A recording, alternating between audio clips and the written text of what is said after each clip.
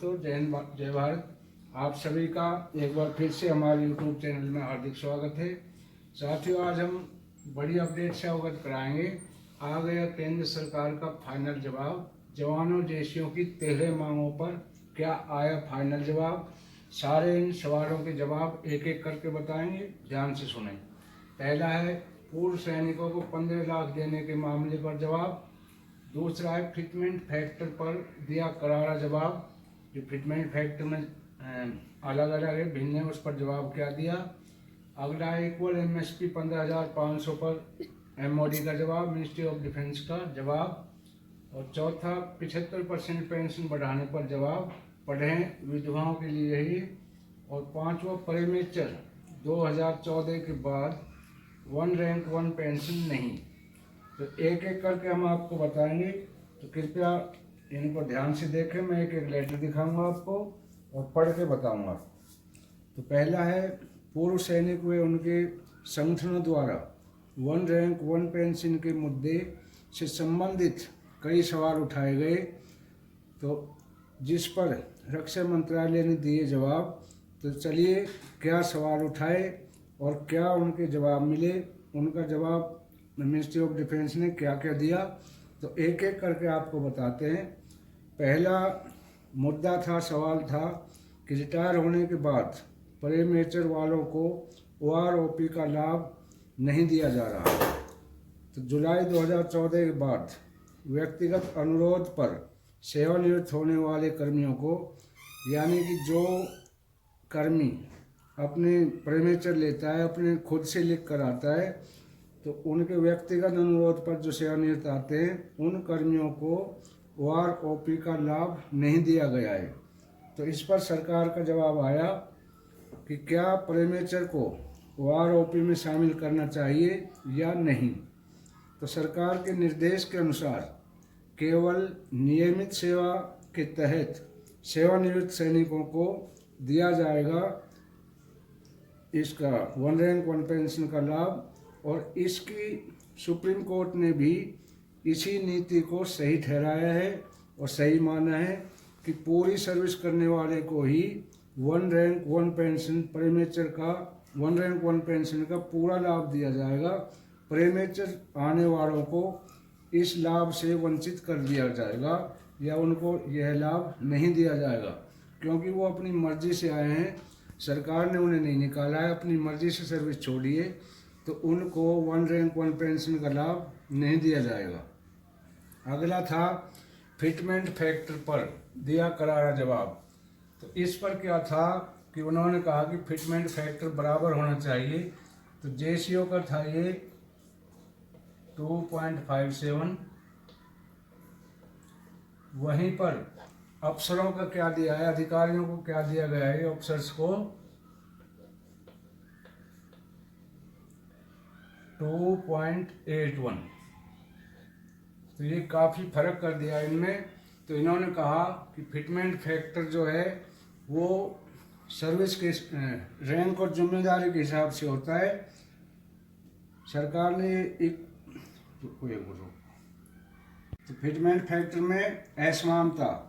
तो मुद्दा क्या था कि जेसीओ के लिए फिटमेंट फैक्टर 2.57 है, जबकि अधिकारियों के लिए 2.81 है।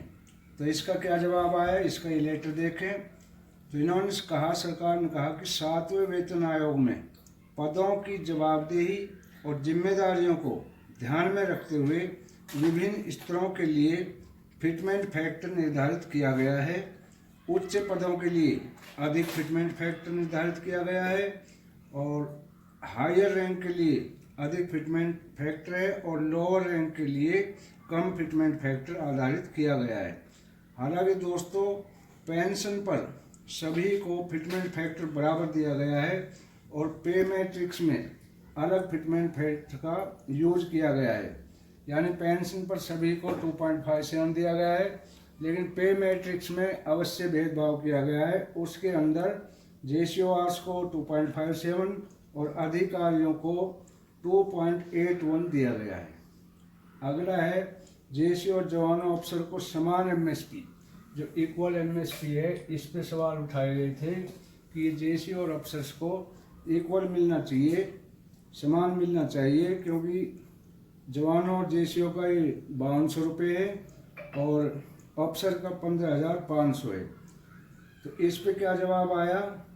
इस पे सरकार ने बताया कि ये रिकमेंडेशन के आधार पर 7वें वेतन आयोग में जो रिकमेंडेशन हुआ, जवान जेसीओ का 5200 और ऑफिसर्स का 15,500 यही रहेगा, इसमें कोई बदलाव नहीं कर सकते। ना ही सरकार ने ये इक्वल एमएसपी की मांग को स्वीकार किया है और ना ही करेगी।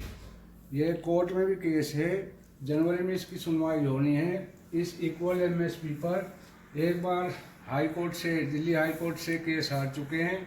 अभी यह सुप्रीम कोर्ट में है कि जवान और जेसीओ को और अफसर्स को इक्वल जो है एमएसपी मिलनी चाहिए।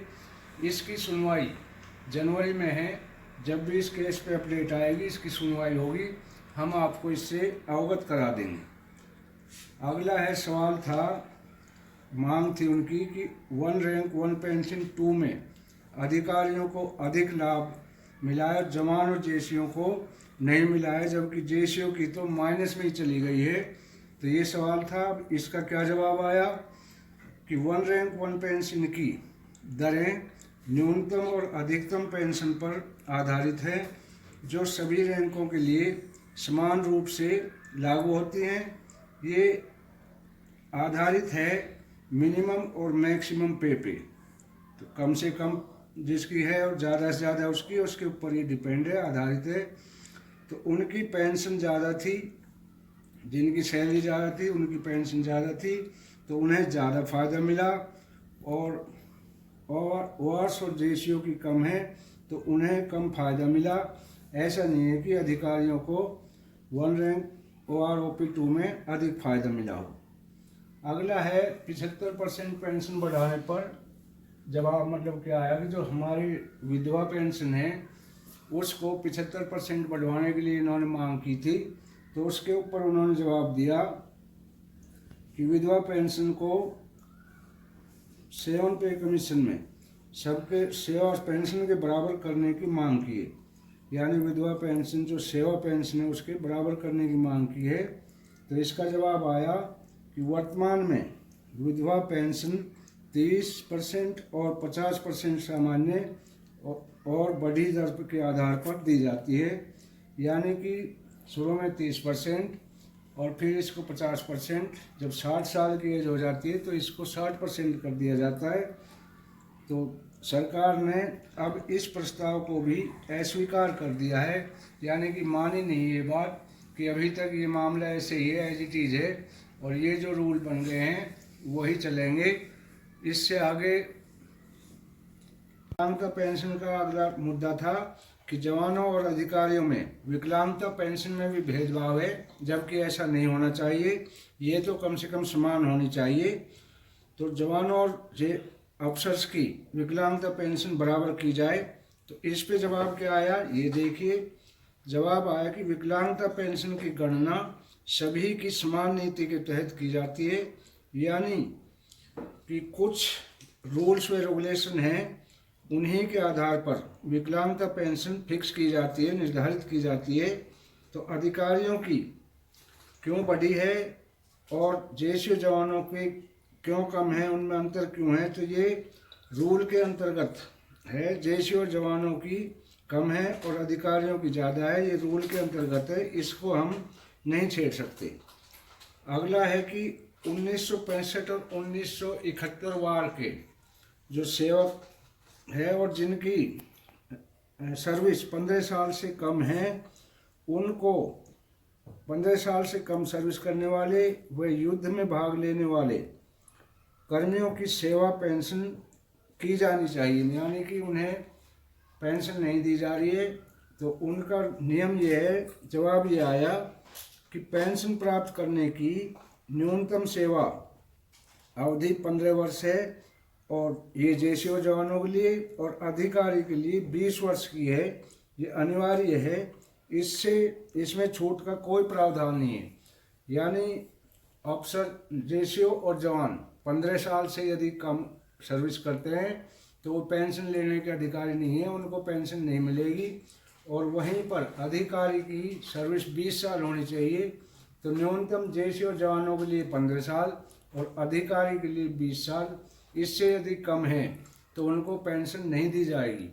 तो अगला इसमें ये बताया गया है कि यदि कोर्ट चाहे तो 14 साल बाद पेंशन का हकदार हो जाता है और उन्हें पेंशन दी जा सकती है। लेकिन साथियों, सरकार ने सभी सवालों का बड़ी चालाकी से जवाब दिया और सभी से अपना पल्ला झाड़ लिया। जो भी हमारी मांग थी उन पर कोई प्रतिक्रिया नहीं की, वो एज इट इज़ रहेगी। तो आज के लिए इतना ही, फिर मिलेंगे अगली एक ऐसी वीडियो में। तब तक के लिए जय हिंद, जय भारत दोस्तों।